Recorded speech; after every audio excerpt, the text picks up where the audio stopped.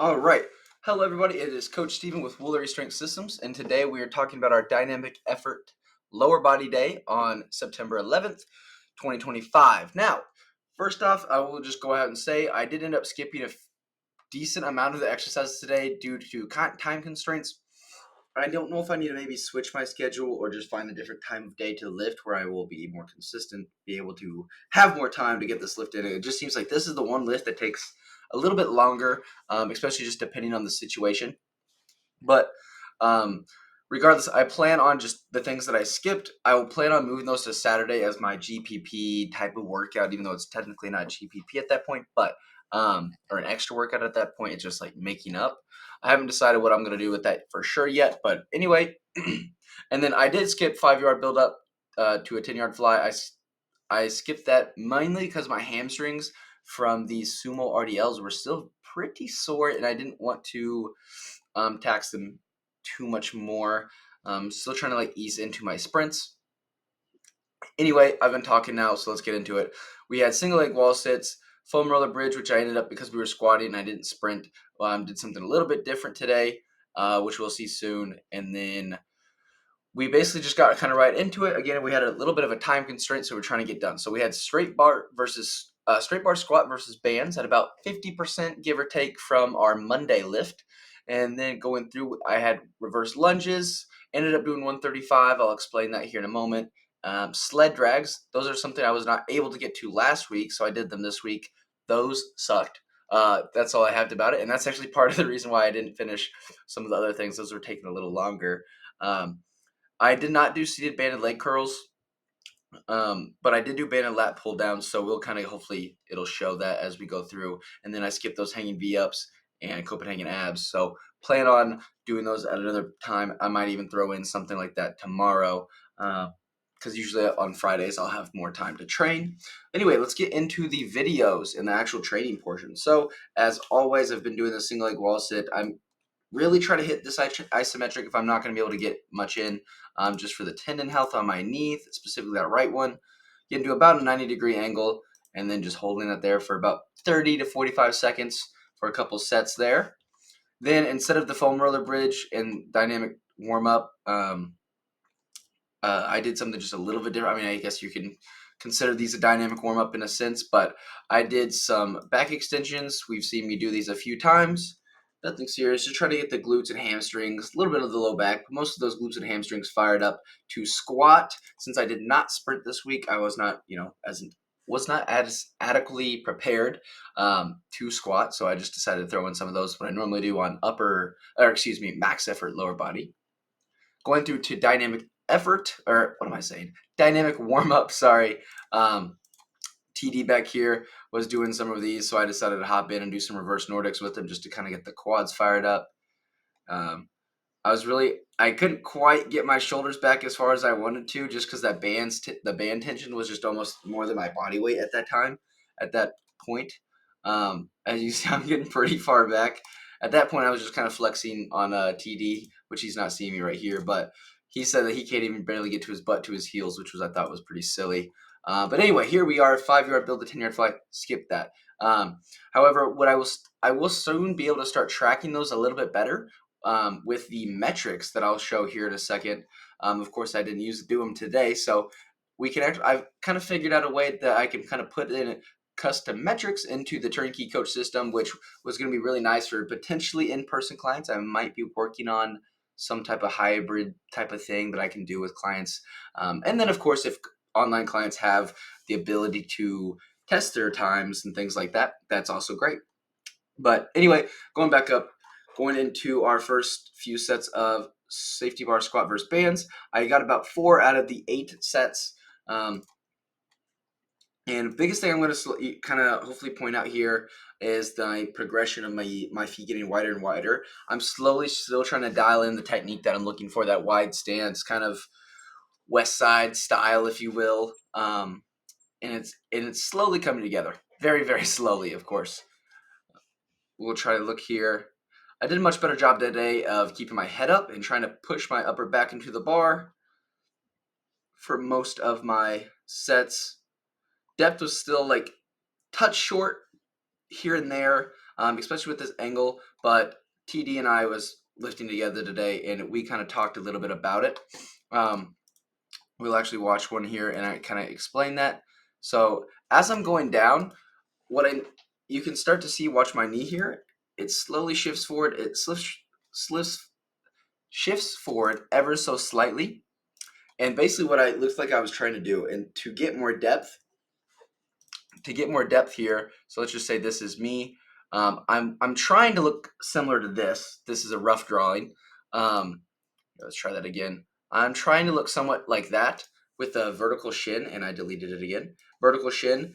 And as I'm going down, I'm not quite being able to get this angle, but instead of just simply continuously pushing my knees out and dropping my hips more, I am slowly just going from that to what we have here, going from this, and I'm slowly just going to pushing my knees forward, which seems to like just not quite drop my hips enough because my knee angle's dropping, but my hip angle is not. So it's actually making my depth look almost worse. It's kind of what we've kind of decided and we're trying to work on, and we do throughout these sets. So hopefully we can kind of notice that the difference in that here soon. I only recorded 4 sets today. I had to let someone else borrow the tripod real quick. So hopefully we kind of get some difference in that. Again, depth is still just not quite there. This looks like he's starting to kind of tell me here. And I'm just trying to, the cue was to kind of just keep my knees tall and just continuously push them out and my butt back, was kind of the cue that we were going for. And it slowly is, again, working on it. I'm slowly working on it, and it still is going to be a process, of course, switching to the squat stance. And that depth was a little bit better there than what we've been seeing. So there's that depth right there. Again, those knees are just a little bit forward, a little bit more of a positive shin angle than I want. But again, the depth was a little bit better than the second rep there. So try to go to the third set. And here I finally actually decided that maybe when I'm squatting, I should have a good angle to check for depth. And let's see if we actually see any difference here. Because by now, I think, yeah, it looks like I've widened my stance out a little bit more now. And we'll kind of see what happens. So there it actually kind of looks like my bar path. Again, this is where I'm trying to look around like the bar's going to move. It honestly looks like the bar might be a little far forward on my toes, which is a little unfortunate. I am having trouble right now with my shoulder, my left shoulder, getting into more of a low bar position. So I'm almost in like a mix of high to low bar. So hopefully, slowly over time, my shoulders get a little bit more comfortable being back behind me like that. I don't have any audio, or at least I probably shouldn't have any audio on here right now. The depth was a little bit short there as well. See, so this one's decent. Again, this will be a process, and hopefully these videos will be a cool experience to see over time how it kind of evolves, and that's kind of the point of this in general. But I keep obviously harping on myself about hitting depth, and I'm not getting depth. I think the biggest thing is just slowly trying to just toy with it, is the biggest thing right now during my training sessions. And this was the last set that I actually recorded, so hopefully this is a decent one. It looks like I have, again, widened out a little. Trying to really push back there. That one seemed a lot better. My shin angle kept this relatively the same the whole time. We shifted a little forward, as you can see. Just barely, though. And it looks like I'm a little bit lower than what I've been getting. I would say my hip is about there. So it's not obviously quite what we need. We'd like to see that hip crease kind of be, this is give or take where my hip crease is. I need that obviously quite a bit lower, probably about there, give or take. But again, it's going to be a slow process, trying to switch out my stance and things like that. And of course, I could wear squat shoes and things like that, but I'm trying to get away from that for the time being. And let's see here if it slowly evolves throughout this set, the depth wise. And I think that one might have been a little bit lower, just a tad.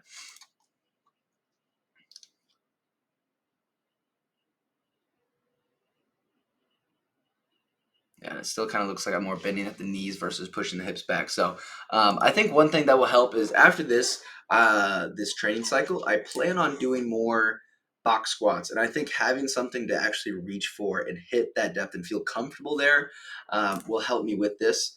So I'm hoping that will be a benefit when I get to that. So next, go into these lunges. So originally I planned on doing 145, but I decided that I should be smart and not go from only doing one set of 135 last week to doing 3 sets of 145. So I opted to do 135 for 3 sets of 6. Probably could have done the 145, but I decided not to. So my quads have been destroyed today, so I think it's okay. My glutes probably could have gotten trained a little bit harder, but again, that's not a huge deal. We'll watch this. This first set is really ugly, as you'll see here pretty soon. I almost eat it a time or two here.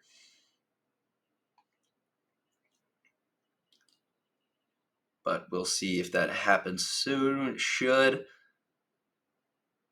Maybe it's on the other leg. I actually don't remember now at this time. There we go. Yep, there it is. Had to kind of catch myself there. Eventually, I kind of got it a little bit more dialed in. We'll go to this last set. This one went a little bit better if I'm remembering correctly. I started to kind of look at a dot over here on the opposite wall. You can see my eyes are really dialed in over here, and it helped out a lot for helped me kind of focus in on not really thinking about doing the lunge itself, just thinking about looking at that dot, and then just subconsciously doing the lunge almost. Obviously, that's an involuntary action or a voluntary action, but it seemed to help a little bit there. Again, still almost ate it once again, but we all know what a lunge looks like, so I'm going to go through that. Reverse lunge, I guess. Then we had our sled drags, this little angle of me right here. Wow, that took a lot longer than I thought. So we'll kind of just watch a little bit of this. There was a few times I had to pause, so this is what I looked like at the beginning. Moving at a decent clip. Not too bad, not too bad. These were about 60 yards, and we had about 180 pounds of additional load. And I think the sleds might be 135. Again, we're not really counting the sled as part of the weight. We're just worried about what we put on it. So again, I'm moving right here pretty good. Now I start to kind of slow down after about the first probably 20 yards.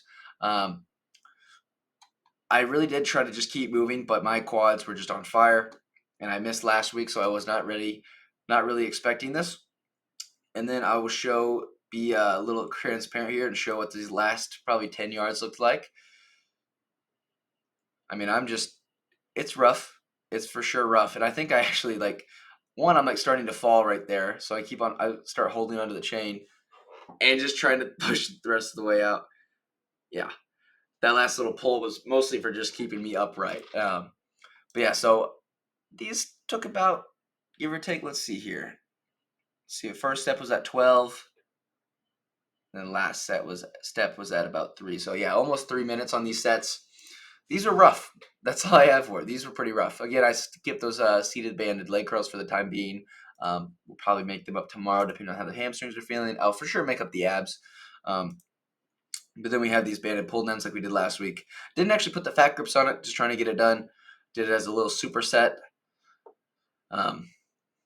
Nothing really too fancy about these. So that's kind of that workout. And I have to make it to the first home game for UCM football. So I'm going to get out of here, run through these real quick. Difficulty was a 5. Those sled drags were rough.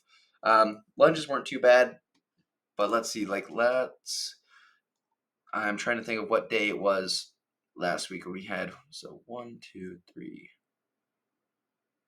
7. That's not right.